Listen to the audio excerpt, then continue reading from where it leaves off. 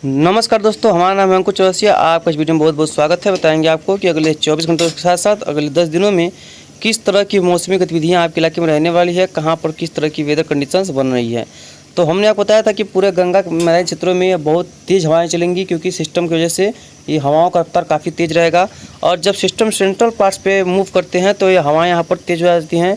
और जब वही सिस्टम यहाँ पर था तो हवाएँ यहाँ पर तेज़ नहीं थी, नेपाल वगैरह में तेज़ रही होंगी।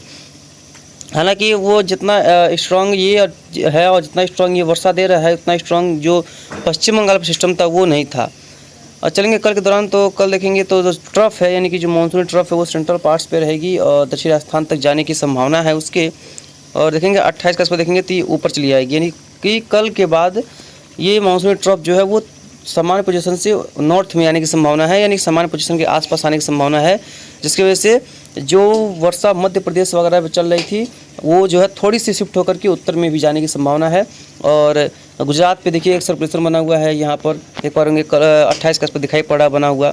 ये खुद से बना है, ये कोई सिस्टम नहीं आया है ट्रेवल करके, लेकिन ये देखिए आप देख पा रहे यहाँ से, लेकिन ये जो सिस्टम है यहाँ पर बनेगा और कई इलाकों में वर्षा गतिविधियों को ये बढ़ा सकता है। उसको चलेंगे 29 के आसपास देखेंगे तो एक पश्चिम बंगाल के आसपास एक नया सिस्टम बनने की संभावना है। हालांकि उस दौरान ट्रफ जो है वो पश्चिमी सिरा उसका जो तलहटी में जा चुका होगा, यानी कि पश्चिमी सिरा सामान्य पोजीशन से काफ़ी ऊपर जा चुका होगा, लेकिन पूर्वी सिरा पूर्वी उत्तर प्रदेश होते हुए बिहार, दक्षिणी बिहार होते हुए इससे सिस्टम के आसपास से गुजरेगा।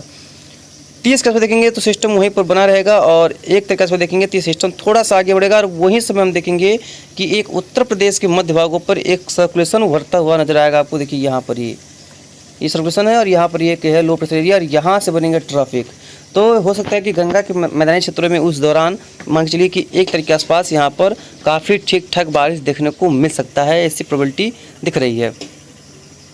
और देखेंगे 1 तारीख के आसपास 2 तारीख के आसपास देखेंगे तो ये सेंट्रल पार्ट्स पे ये दोनों सिस्टम आपस में मिलने की संभावना है। सेंट्रल नहीं, मतलब वही जो मध्य प्रदेश और उत्तर प्रदेश का जो बॉर्डर लाइन है बॉर्डर एरिया, वहाँ पर मिलेंगे। और 3 तारीख के आसपास देखेंगे तो जो पूर्वी सिरा ट्रफ का वो काफ़ी ऊपर चला जाएगा, तलहटी में चला जाएगा। और पश्चिमी सिरा जो है ये मध्य प्रदेश के पश्चिमी भाग के निचले इलाकों में रहेगा, जिसमें ECMW दिखा रहा है। और 4 तारीख पे देखेंगे तो ये पूर्वी राजस्थान की तरफ जा सकता है। उसके बाद उत्तरवर्ती होकर के ये फिर से उत्तर प्रदेश की ओर आने की संभावना इसकी है। और उसके बाद ये पश्चिमी उत्तर प्रदेश उत्तरी राजस्थान के आसपास बना रहेगा, ये दिखा रहा है। लेकिन इसमें इतना चेंजेस आने की पूरी संभावना है, लेकिन ट्रफ जो है वो नीचे आने की संभावना फिलहाल नहीं है। उसको दिखाई पड़ रहा है कि 10 तारीख के आसपास एक और सिस्टम बनेगा जो उत्तर पूर्वी बिहार के आसपास बनने की संभावना है। तो अभी 4-5 दिनों तक इनकी मान चलिए कि यहाँ तक जो है जो पश्चिम बंगाल के आसपास सिस्टम बन रहा है, यहाँ तक तो मान सकते हैं कि सिस्टम का प्रभाव दिखेगा, सिस्टम बनेगा, इसका प्रभाव कई इलाकों में देखने को मिलेगा, अच्छी खासी बारिश की उम्मीदें रहेंगी।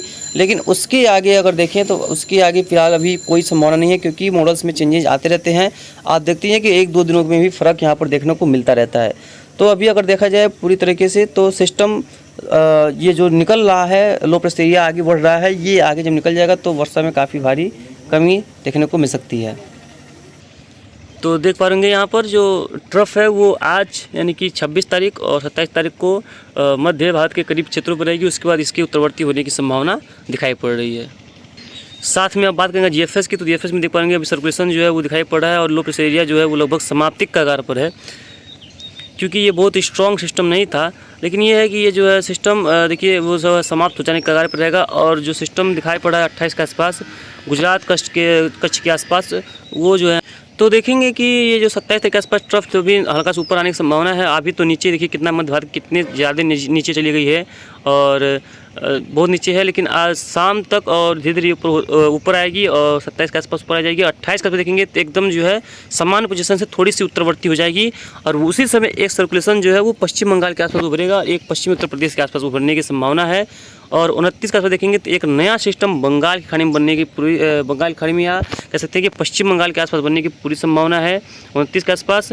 और 30 के आसपास ये देखिए वहीं पर रहेगा और वर्षा देता रहेगा। और 1 तारीख पर देखेंगे तो दिखा रहा है कि वहीं पर समाप्त हो जाएगा। हालांकि ऐसा होगा नहीं, ये आगे बढ़ेगा। और 3 तारीख के बाद दिखा रहा है कि एक नया सिस्टम बंगाल की खाड़ी में काफ़ी स्ट्रॉन्ग बनने की संभावना है। एक बात अगर ऐसा होता है 27 तारीख के बाद ट्रफ उतना ऊपर आती है तो एक बात तो पक्की है कि जो बिहार का क्षेत्र हो गया, उत्तर प्रदेश का क्षेत्र हो गया, झारखंड का क्षेत्र तो बहुत ज़्यादा वर्षा हुई। वैसे यहाँ पर जो काफ़ी इलाके सूखे पड़े हैं, जैसे कि बहुत कम वर्षा की उम्मीदें थी, वर्षा कम हुई है, वहाँ पर रेनफॉल लेवल की एक्टिविटी में इजाफा होने की प्रबल संभावना है।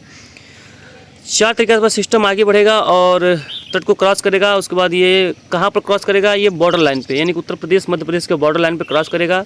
और 6 तरीके से देखेंगे ये और वहीं पर रहेगा, और 7 तरीके से देखेंगे तो वहीं पर रहेगा। 8 तरीके से देखेंगे तो एक नया सिस्टम बनेगा और उसके बाद फिर उत्तरवर्ती हो जाएगा। मतलब कि एक अजीब सा सिस्टम अपना सिनारियो दिखा रहे हैं, पेश कर रहे हैं। लेकिन 4-5 दिनों तक लेकर चलते हैं। 30 तारीख के आसपास तक ट्रफ ऊपर जाएगी, एकदम ऊपर जाने की पूरी संभावना है।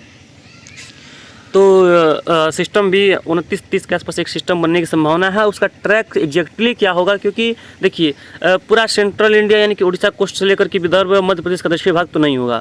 उत्तरी मध्य प्रदेश जो सिस्टम ने अभी ट्रैक को फॉलो किया है वही फॉलो करने की संभावना है। तो हो सकता है कि बिहार होते हुए उत्तर प्रदेश के सीधे भागों पर भी चला जा सकता है, क्योंकि अभी इसमें कोई कन्फर्मेशन नहीं है। इसमें बदलाव होने की संभावना रहती है और आने वाले समय में भी यहाँ पर बदलाव होने की संभावना दिखाई पड़ रही है। और 4-5 दिनों तक मॉडल की सटीकता काफ़ी अधिक होती है। लेकिन एक बात तो ये समझ में आ रही है कि ट्रफ ऊपर आ रही है, ट्रफ में भी बहुत ताकत होती है और 100-150-200 मिलीमीटर बारिश देने की क्षमता पूरी होती है। उनके अंदर सर्कुलेशन नहीं रहेगा, फिर भी उसके पास इतनी ताकत होती है कि वो कई इलाकों में बाढ़ जैसे हालात भी पैदा कर सकती है। हालांकि लो प्रेशर एरिया हो, सर्कुलेशन हो तो अलग बात हो जाती है, उनका पावर ही कुछ अलग होता है। लेकिन हम लोग के यहाँ पर उत्तर प्रदेश, अगर बिहार में अगर आप लोग रहते हैं तो आप लोग को पता होगा कि हम लोग के लिए ट्रफ ही सब कुछ है, क्योंकि सिस्टम तो आते हैं नहीं, बहुत कम आते हैं, लेकिन ट्रफ ऊपर आती है तो हमारे यहाँ पर मूसलाधार वर्षा होती है।